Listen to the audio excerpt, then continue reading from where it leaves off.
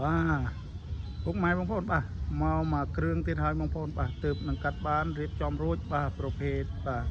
Toyota Corolla បាទឆ្នាំ03 Corolla S បងប្អូនណាបាទដំបូងបើកបងប្អូនបាទប្រភេទឡានស្អាតឯកសារគ្រប់បងប្អូនបាទពណ៌ប្រាក់បងប្អូនណាបាទអញ្ចឹងពុកម៉ែបងប្អូនបាទសួររកបាទប្រភេទ Corolla បាទភៀវយកទៅជិះលក្ខណៈគ្រួសារឬឲ្យកូនទៅរៀនដំណើរកំសាន្តបងប្អូនអាចមកមើលឡានមកគ្រឿងនេះបានបងប្អូនណាបាទឡាននេះមានការតុបតែងរួចជាស្រេចហើយបងប្អូនបាទតាំងពីបាទចង្គៀងវិញបាទចង្គៀងបាទដាក់គុជរួចបាទមួយនឹង7កាងបាទគឺនៅថ្មីមែនតែនបង7កាងបាទ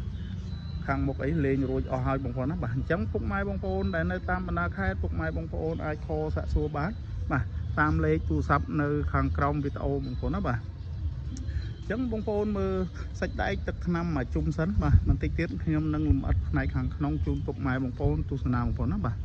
មើលមកជុំសិនបាទជាមួយនឹងយ៉ាន់បាទសម្បកកង់បងប្អូនបាទថ្មី4គ្រាប់ហើយបាទទៅទឹក UV ហើយមកជុំហើយបងប្អូនណាបាទ UV បាទ UV មកជុំហើយបាទជាមួយនឹងផ្នែកខាងក្រោយបងប្អូនអើយបាទចាក់ស្មាច់រួចអីរួចមកស្អាតអស់ហើយបងប្អូនបាទ Corolla S បងប្អូនណាបាទនេះ Corolla S បងប្អូននេះមើលស្តុបក្រោយអត់មាន press ស្រាមអីត្រង់ណាទេបងប្អូនណាបាទផ្លាកលេខតែមាន2អក្សរបងប្អូនកាមេរ៉ាក្រោយរួចបាទសាច់ដៃអត់ទុកអត់ច្រេះទេមុខក្រោយស្អាតបងប្អូនបាទតានេះជូនពុកម៉ែបងប្អូនមកមិនខុសបំណងទេពុកម៉ែបងប្អូនណាបាទអញ្ចឹងពុកម៉ែបងប្អូនចង់រំលោះឬក៏ទិញដាច់បៃដូរបានបងប្អូនបាទបងប្អូនអាចខលសាក់សួរបានបងប្អូនហើយតានេះជូនពុកម៉ែបងប្អូនឡានស្អាតបងប្អូនណាបាទអញ្ចឹងពុកម៉ែបងប្អូនមើលផ្នែកម្លុកម៉ាស៊ីនម្ដងបាទតិចទៀតខ្ញុំនឹងលម្អិតផ្នែកខាងក្នុងជូនពុកម៉ែបងប្អូនទស្សនាបងប្អូនណាបាទ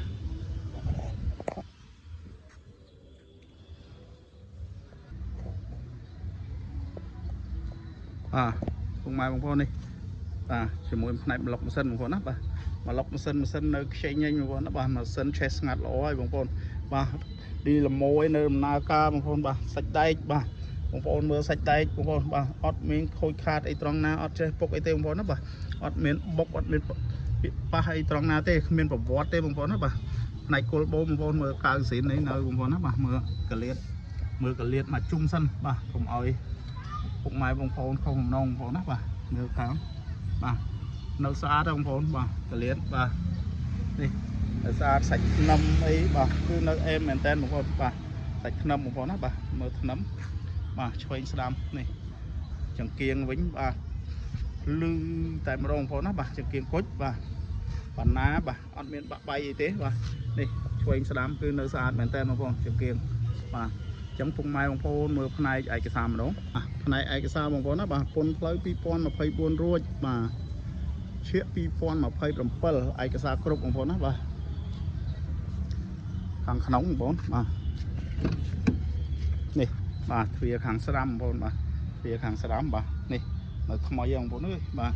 អត់ចេះពុកសាច់ដែកអីស្ងួតស្មើល្អបងប្អូនបាទអញ្ចាំងទ្វារអីនៅខ្មៅក្រឹបតែម្ដងបងប្អូនបាទអញ្ចាំងទ្វារបាទជាពិសេសនោះបាទតាប់ឡូបងប្អូនណាបាទអត់មានបាក់បែកអីត្រង់ណាទេបងប្អូនបាទ Android រួចបាទ Android រួចបាទសូមដៃយកកោតរួចបាទជាមួយនឹងស្រោមពូកបាទថ្មីចាស់តែម្ដងបងប្អូនណាបាទអត់មានរហែកអត់មានអីទេបាទគឺនៅថ្មីមែនតើបាទនេះបាទបងប្អូនបាទដំបូលបើកបងប្អូនណាដំបូលនៅដំណើរការបងប្អូនភេទដំបូលបើកកលៀតអីបងប្អូនបាទកលៀតគឺនៅស្អាតបាទ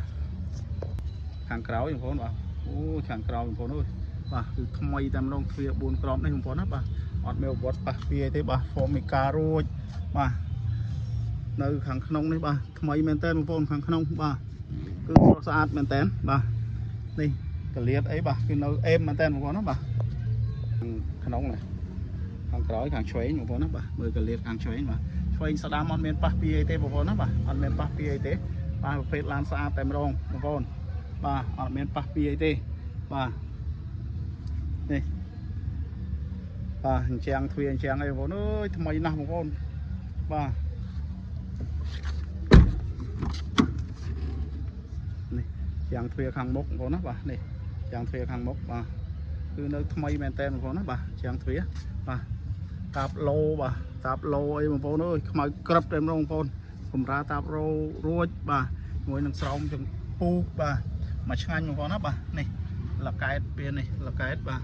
លុកកលៀតអីបាទអត់ប៉ះពីអីទេបងប្អូនបាទអញ្ចឹងពុកម៉ែបងប្អូនបាទមុននឹងបញ្ចប់សូមពុកម៉ែបងប្អូនជួយ like ឬក៏ជួយ follow page share comment បងប្អូនណាបាទសូមអរគុណនិងជម្រាបលាពុកម៉ែបងប្អូនបាទ